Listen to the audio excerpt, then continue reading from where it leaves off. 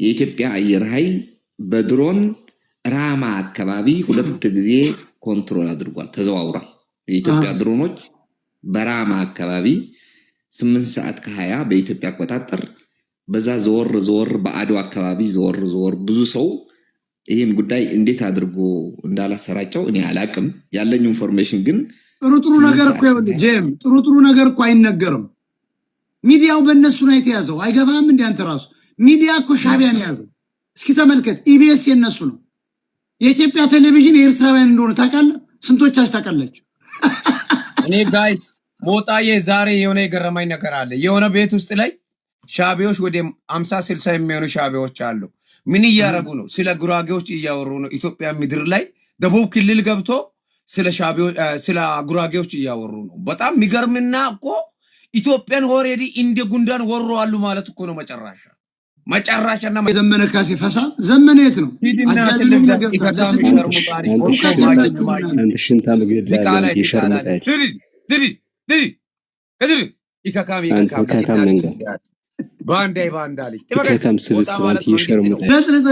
የዘመነ አጃቢ ነው።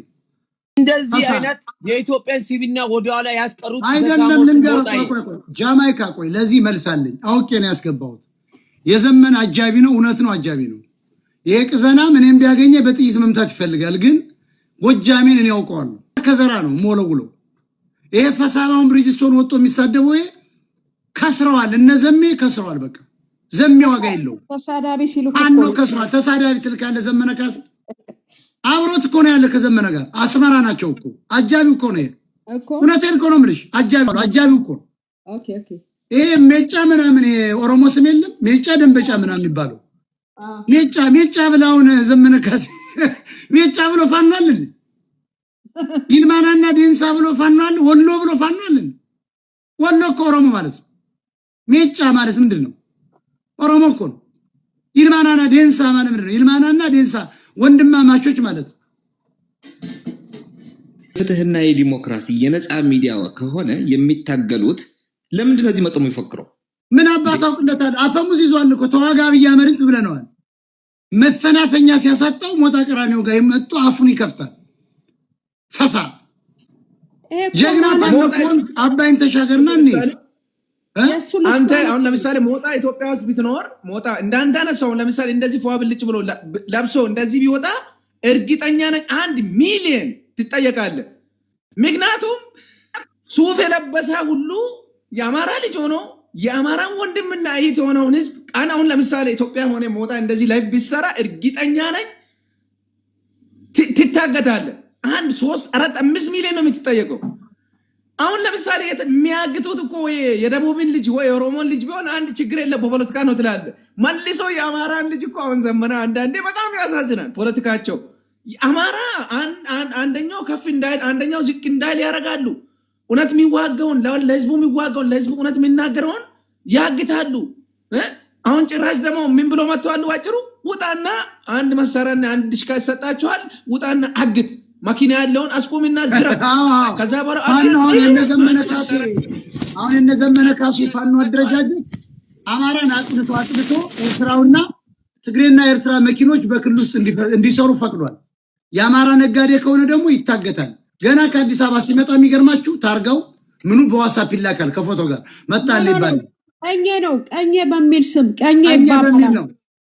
ቀኘ ይለዋል ይደውልና መንግስት እንዳይነቃ። ቀኘ ምንድነው መጥቷል? ስም አላቸው። ወይፈኑ ጥቁሩ ዳልቻው ምናምን መጥቷል እና አምጣል እሱ ስንት ይዋጣል ከተባለ ስንት ሰዓት ተነሳ፣ ስንት ሰዓት ገበያ ላይ ስንት ይደርሳል? አያችሁ በሬ አስመስለው ዳልቻው መጥቷል። ፈንዚው እየመጣ ነው። ነጩን እኮ ነው ሻሾን ይዞት እየመጣ ነው። ያ ሻሾ ያኛው ያደለብኩት እሱ እየመጣ ነው። ስንት ሰዓት ይደርሳል? ምናልባት ከ10 ሰዓት በኋላ ይደርሳሉ በእግር ስለሚመጡ። አያችሁ ለህዝቡ ግልጽ ለማድረግ የሚገናኙት ቀኘ በሚል ነው የሚደውለው። ስልክ ለሚያነሳው ቀኘ የአማራ ፋኖ ተገልብጦ አማራን እየገደለ ትግሬን እያስገባ አፋኝ ሆኗል። እኔ እኮ ትክክለኛ ነው እኮ የምነግራችሁ። ሊመጣ አይችልም። ምሬም የሆኑ ሰዎች ያሻገሩት የቋራው ስምምነት ማለት እኮ 4ቱን ክፍለ ሀገር ወክለው ትግሬ ያደራጃቸው ማለት እኮ የቋራው ደግሞ ፍትሐ ነገሥት ነው። ቋራ ዘቋራ ልንገራችሁ። አሁን የነዘመን አደረጃጀት በወረቀት ላይ ያለ ነው። 13 ሰዎች ናቸው። እነዚህ ወንበዴዎች ደግሞ በስራቸው ያደራጁት ፋኖ መኪና እያቆመ ይዘርፋል፣ ችኮችን ይለጠልጣል። 60 ሺህ ብር ከፍሎ አይተሽዋል። የዝናቡ ልንገሬን ጫማ ጆርዳን እኮ ነው የሚያደርገው።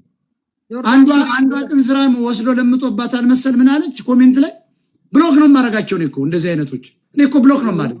ከዛ ምንም ላጻፈችብኝ እሱ ያለበሰው ጀግናችን አማራ ስለዋደሙት ነው። የኦሮሞን ጦር ማርከው ቀልበው ስለሚልኩ አማራን ኤችአይቪ ያስያዘውን የደፈረውን ያዋረደውን እህሉን ያቃጠለውን የሚገርማችሁ አማራን ነው የሚገሉ እነሱ። አሁን ፋኖ የሚባለው አማራን ለምን መሰላችሁ? ፋኖ ልክ እንደ አብን ያቋቋመው እንደ ገዱ አንዳርጋቸው ነበሩ። ፋኖን ያቋቋመው ይልቃል ከፋለ ነው። ካሴ ደግሞ የብአዴን መካከለኛ አመራር ነው። አስረስ ማረ ዳምጤ ተራ አይደለም፣ መካከለኛ የብአዴን መሪዎች ናቸው። ለዚህ ነው ሞጣ ቀራኒዮ ምነው አይታረስ ከዚያ በሬሳ ላይ መጣው ከዚያ እስከዚህ ድረስ የተባለ እኮ ሴቶችን የቄስ ሚስቶች ሁሉ እየለመጡባቸው ተቸግረው ንጉሶ ወይ አሉ። ከሰሜን እኮ በየመቶ ዓመት እየመጡ ነው እኮ የሚጨፈጭፉ። ንጉሶ ወይ አሉ። ኦርቶዶክስ ኖት ይባላል፣ ክርስቲያን ኖት ይባላል። እኔ የቄስ ሚስት ነኝ። ወታደሮች ደፈሩን ስትል አንድ ጎጃሜ ትልቅ መቀመጫ ያላት ምንድነው ያለ ዮሐንስ? ይሄ እኮ መጽሐፍ ላይ ተጽፏል። ደንቆሮ ትውልድ ስለተፈጠረ ነው። አንተ አዶና አዶና እያልክ ትከተላለህ። መጽሐፍ አንብብ። የመሀይም ልጅ ምን አለ? ምጽሪ ይዞልሽ ሊመጣ ነው። አየው ጄም ምጽሪ ጄም ይሰማ ምጽሪ መለስ ዜናዊና በረከት ሰሞን ነው ያለን ሰውዬ። እነዚህ ሁሉ አሁን ከትግሬ የቱ አበበ ባዩ ኢትዮ ፎረም ላይ የሚሰራው ወቀው እና ይታያል ማን የሚባል አንድ ጋዜጠኛ ጻፍኩ ሚል እነዚህ በቅድሚያታቸው ትግሬ ለመጠባቸው ናቸው ብዬ አስባለሁ። እኔ ምጽፈው አዲሱ መጽሐፌ ላይ ይሄን አስቀምጠዋለሁ። 1 ሰከንድ ስጠኝና ለዚች አለሌ ለዛ የ175 ዶላር ጫማ የለበሰውን የተናገረችውን ይሄው የሷ ባልደረባ ሄኖክ ዘጊዮን የሚባለው እንዴት አርጎ ፋኖችን እንዳስበላ ከራሱ አንደበት እንስማ። ገንዘብ ምናምን ተብሎ ሄኖክ ገንዘብ ያሰባስባል አሉ ምናምን ተብሎ አመጧቸው ማለት ነው። ከዛ ሲያመጧቸው ፍኖተ ሰላም ላይ 150 ነበሩ፣ የላስታዎቹ 80 ነበሩ። እና ወንድምሽ እኔን ዝም ብለው እንደቂል ነው ያዩ። በቃ እዚህ ስጃጃል ስለሚያዩ ከዛ ልጆቹን አገኘዋቸው ምናምን እስኪ ፎቶ ላኩልኝ እንዲህ